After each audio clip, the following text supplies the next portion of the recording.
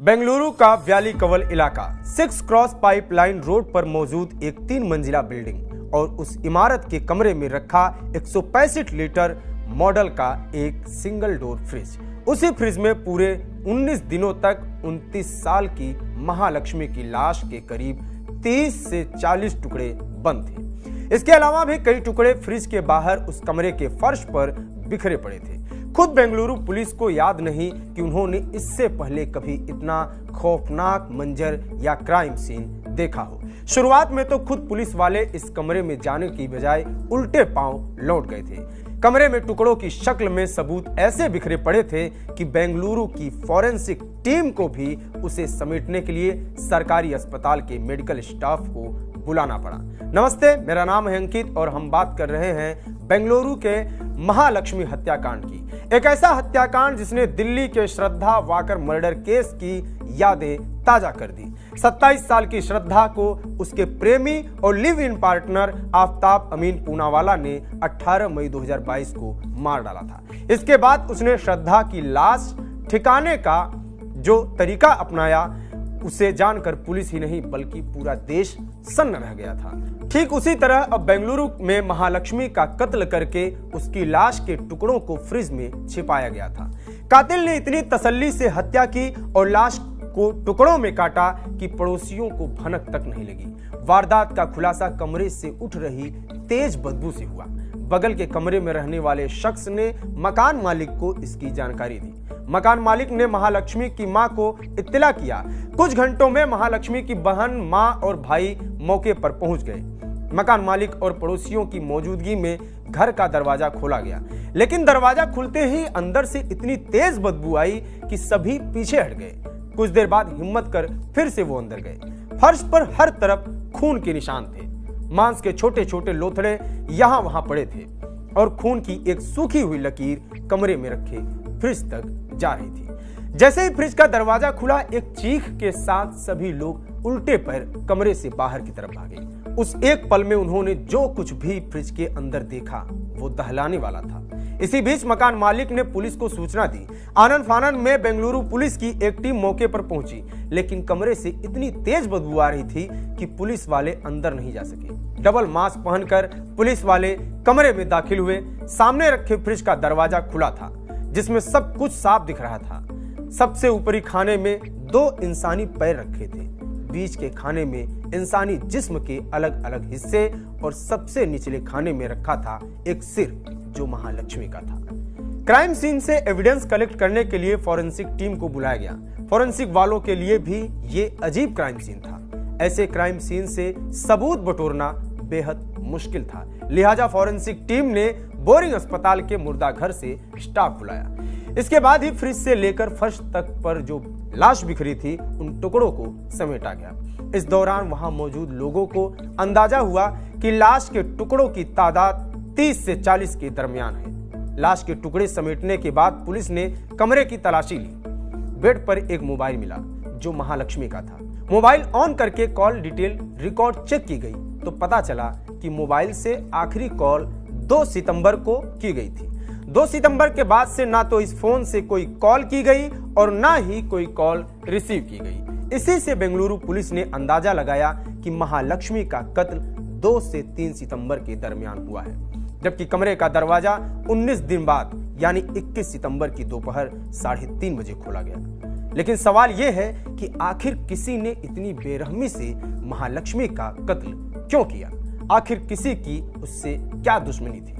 Bengaluru police ने मामले की तफ्तीश शुरू की। महालक्ष्मी की मां और बहन से शुरुआती पूछताछ में मालूम चला कि 2019 तक पूरा परिवार नेपाल में ही रहता था। उसी साल महालक्ष्मी की शादी हेमंत दास नाम के शख्स से हुई।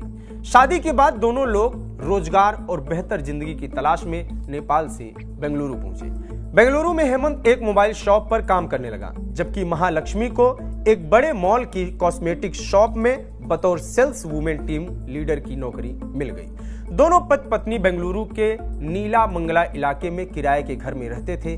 बाद में दोनों की एक बेटी हुई। साल 2023 तक उनकी जिंदगी में सब कुछ ठीक था, लेकिन 2023 में हेमंत और महालक्ष्मी अलग हो गए। बेटी हेमंत दास के साथ रहती थी, जबकि महालक्ष्मी पिछले 5 महीने से व्याली कवल इलाके में किराए के मकान में रह रही थी, वो भी अकेली।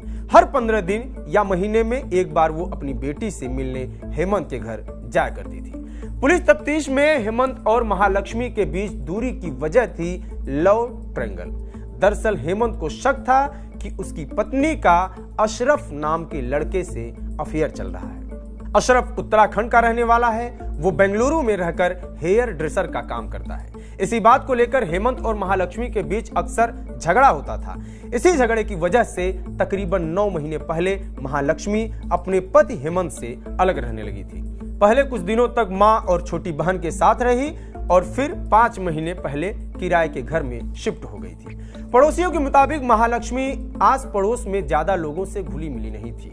वो किसी से बात भी नहीं करती थी। रोजाना सुबह 9:30 बजे काम पर जाती और रात 10:30 बजे बाद घर लौटकर आती थी।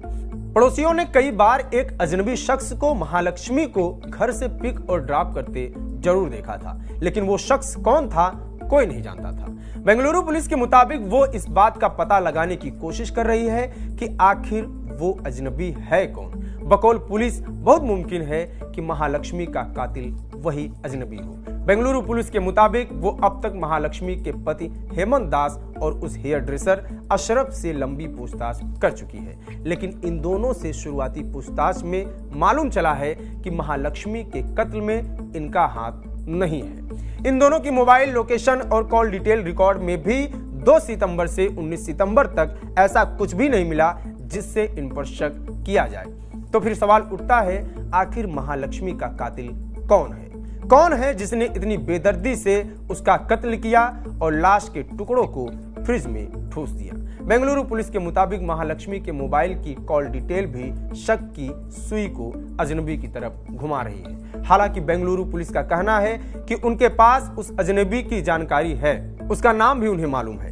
यहाँ तक कि यह भी पता है कि महालक्ष्मी के कत्ल के बाद वो भुवनेश्वर के रास्ते पश्चिम बंगाल जा चुका है। पुलिस उसके नाम का खुलासा इसलिए नहीं करना चाहती ताकि कातिल अलर्ट ना हो जाए।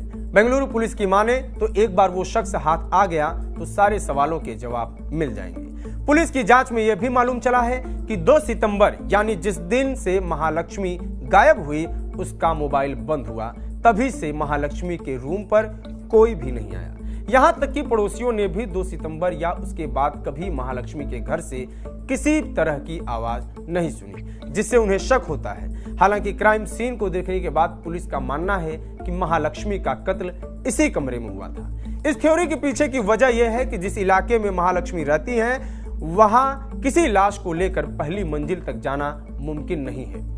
पुलिस की थ्योरी पर यकीन करें तो काफी हद तक मुमकिन है कि कत्ल से पहले महालक्ष्मी को बेहोशी या नींद की दवा दी गई होगी, इसलिए कत्ल के वक्त घर से चीखने की आवाज नहीं आई। लेकिन जिस तरह से कत्ल के बाद महालक्ष्मी की लाश के टुकड़े किए गए, उसे देखकर लगता है कि कातिल जल्दबाजी में नहीं था, यानी कातिल ने घर के अंदर तसल्ली से लाश के टुकड़े किए, यानी कत्ल के बाद भी वो कई घंटे या पूरी रात वहीं रहा। हालांकि हैरानी इस बात पर है कि किसी ने भी उसे जाते हुए नहीं देखा। महालक्ष्मी केस में उसके पति हेमंत को उसके अफेयर पर शक था, लेकिन ये शक महालक्ष्मी के कत्ल की वजह बना या कहानी कुछ और है, इसका खुलासा तभी होगा जब कातिल पुलिस की गिरफ्त में होगा। हालांकि आफ्ताब की तरह महालक्ष्मी के केस में फिलहाल पुलिस ने उसके पति हेमंत दास को एक तरह से क्लीन चिट दे दी है। अब इस मामले में जो भी अपडेट होगा उसकी जानकारी भी हम आपको जरूर देंगे।